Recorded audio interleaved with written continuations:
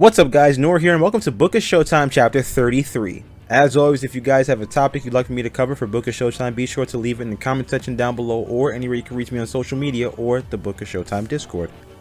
So my friend Ben, who doesn't invite me to play games with him anymore, what's up with that, Ben? He and I were talking a while back and he mentioned he feels that Sony should give PlayStation All Stars another chance, and I immediately started cooking up some ideas for a chapter. And when he asked if I can go deeper, I said that I could and I will. Today we'll both be constructing a fantasy roster and looking at what we change and add in a potential sequel. So for those of you unaware, PlayStation All Stars Battle Royale was released in 2012 as essentially a quote Smash clone. While there's a lineage of Smash clones that just didn't hit, this was one of the rare exceptions as it did a lot to stand out from Smash while still having that level of familiarity. The gameplay was very good and the maps were great too, and the roster was pretty solid, but over 10 years later, there's been a lot of new Sony first-party titles and franchises, so constructing a new roster was actually pretty easy. To start with, I came up with 4 groups to divide the characters in. Characters that are expendable, characters I'd update or replace, characters I'd keep, and all new characters. Let's start with the expendables, who I could care less if they appear in a new game, and I don't think they should come back. I'll try to be brief in my explanation why. Big Daddy from Bioshock, Colonel Raddick from Killzone, Evil Cole McGrath from Infamous, Emmett Graves from Starhawk, Cat and Dusty from Gravity Rush, Naruko from Heavenly Sword, Spike from Ape Escape, Toro Inoue from Doko Demo Izeo, Zeus from God of War, and Fat Princess from, well, Fat Princess. My logic for these characters not coming back are for generally the same few reasons. They either aren't a character that I associate with PlayStation, like Big Daddy, they aren't that popular or recognizable anymore, Colonel Raddick or Naruko, or the franchise is different or dormant, like God of War and Infamous respectively. I could be wrong on some of these, but Book of Showtime is just my opinion as always, and I don't think that a lot of these characters or games are popular or as popular anymore. Also, can you imagine the response to Fat Princess now? Like, I feel like that's one of those games that only could have come out in that generation. Next, let's talk about characters that I would update or replace with another representation from the IP. Let's start with Dante. The Dante that is featured in PlayStation All Stars Battle Royale is DMC Devil May Cry Dante and not the normal Dante that we're used to seeing. I think that Devil May Cry getting its start on PlayStation means that it's fair to have a Devil May Cry rep, but I think the rep should be changed to a more modern representation of Dante, or maybe just replacing Dante with Nero or V. I think that would be really cool. Next, we should update Kratos with his Norse version from the newer games. This kind of goes without saying. We knew Kratos was going to stay in the game, but he has to be changed. The God of War games we received in the last 5 years are far cries from the mindless hack and slashes of old, and Kratos himself, he's a very different character, almost completely different. Probably one of the better written characters in gaming the last decade and change, if you want to be honest. So he'd be able to keep his Blades of Chaos, but now he'd have things like the Leviathan Axe and the Dropnir Spear. Those weapons would really flesh out his kit.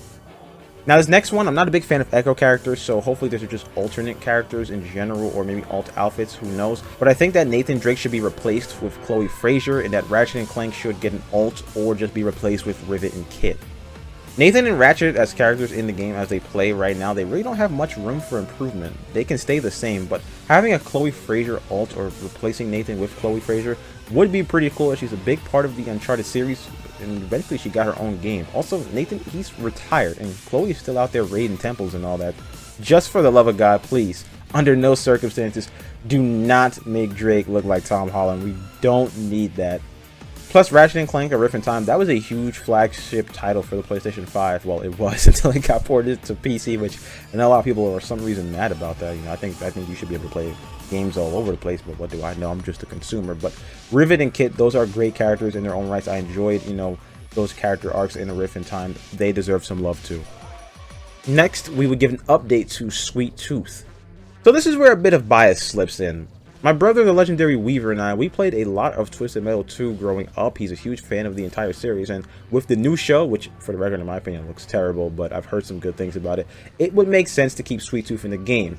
It would behoove Sony though to give him a look and personality similar to what you see in the show, to kind of have a little bit of, continuity between what is making Twisted Metal relevant right now. There hasn't been a Twisted Metal game in, I think, 10 years at this point, over 10 years now, and the last one was a little weird, so maybe we'll get a new Twisted Metal game soon, or maybe we can just remaster, you know, the first 4. That would be awesome.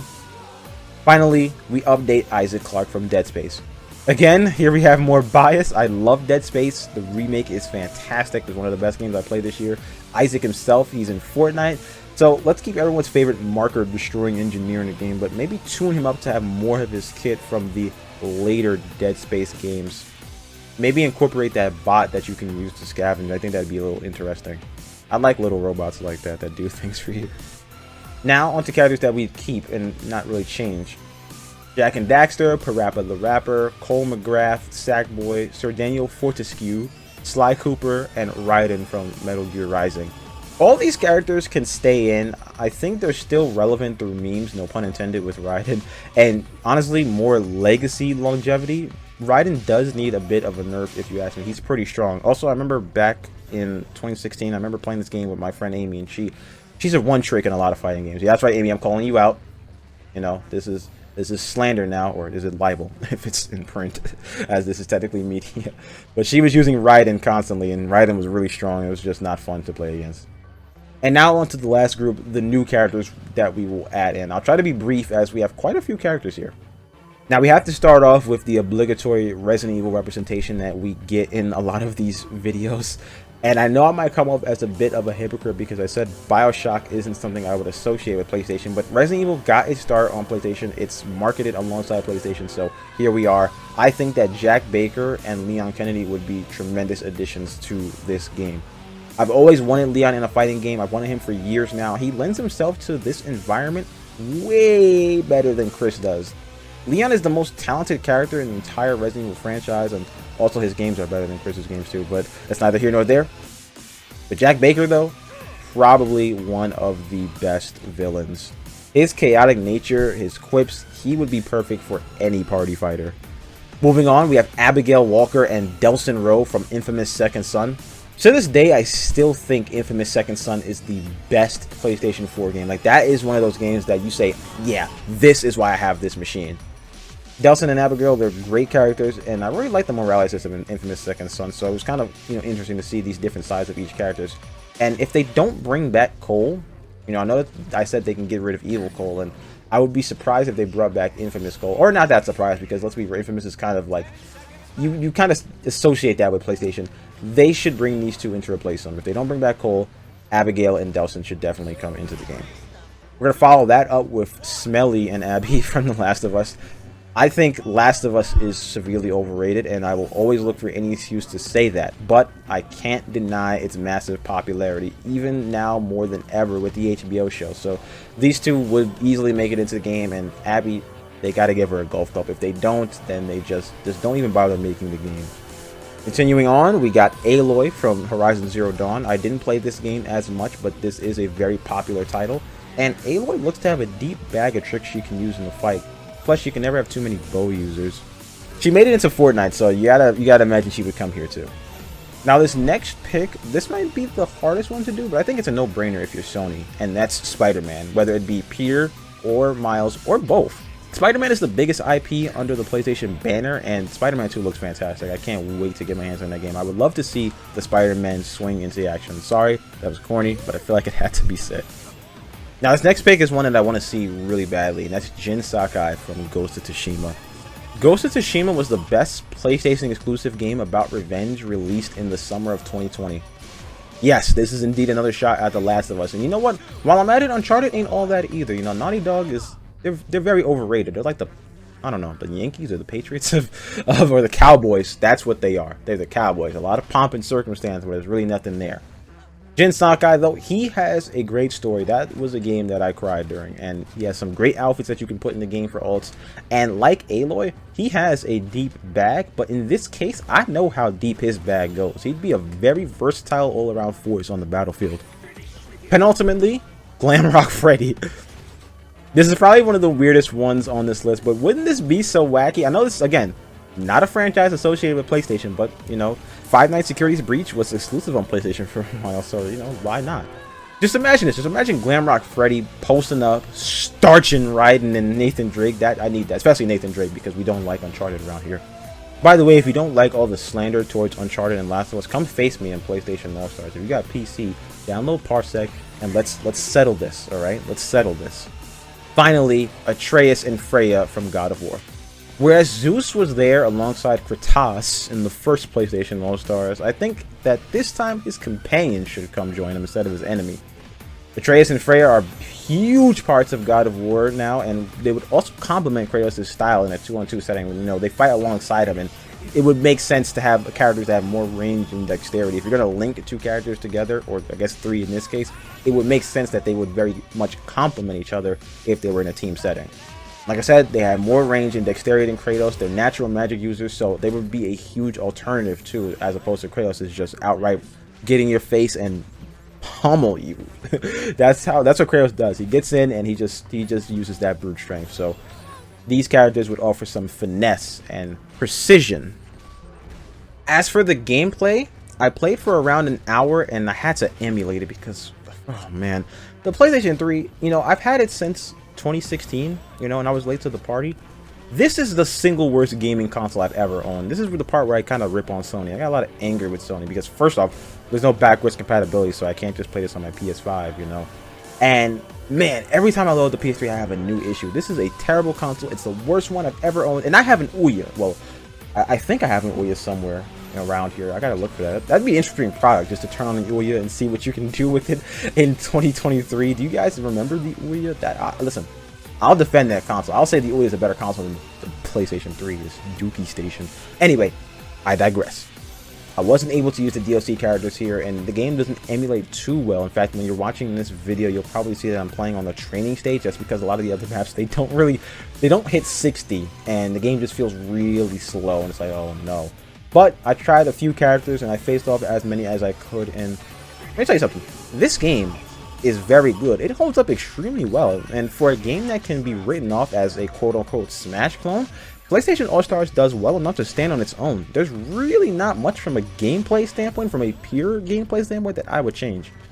Maybe add more gimmick modes similar to Smash Bros, but otherwise I love the combat system in place here. I feel like stringing together attacks feels a lot more fluid than in Smash, and the special meter system, it's pretty serviceable. It doesn't feel too broken or overpowered or anything. It feels very balanced, and it makes it so that the focus is more on getting eliminations as opposed to just surviving. What I would do personally is add a story mode similar to Subspace Emissary in Super Smash Bros. Brawl. I think that something like that would be really, really cool, especially with all the, you know, when you look at Sony games, it's a bigger focus on the story as opposed to the gameplay. So having all these characters with rich backgrounds coming together for a story, that would be very ambitious, might even be too expensive, but it would be awesome and worth it. Also, this is a game that's going to make, it can make $1 billion. I mean, come on. Who would not want to play this? Also, this game has a pretty good level of customizability. Is that a word? Customizability? This game has a lot of that. So you can level up your characters, you can change their costumes, their taunts, intros, outros, and victory music, which is something you don't get with Smash Bros. So you can kind of add your own flair or flavor to these characters. You do see some of that in multiverses, but I don't know what's going on with multiverses. I really don't. I've never seen a game like that kind of release and then go back into closed beta, but that's neither here nor there. Having a small but deeper roster would be great too. I feel like Smash Ultimate has way too many characters, which is why for the roster I decided to make a list of characters that we can do without, and there's honestly a few more that we can do without. If you want to be honest, you can get rid of Cole entirely, you can get rid of Parappa and a few other people, but make it so that all the characters feel special, fleshed out. Make it feel like it's a privilege for them to be represented in this game. Now, I might have only played online once or twice with this game, but the online would have to have a good lobby system and rollback. That's a given. And make sure to please beta this. You gotta beta everything nowadays. Just do it. Even if you think it's a perfect game, beta it.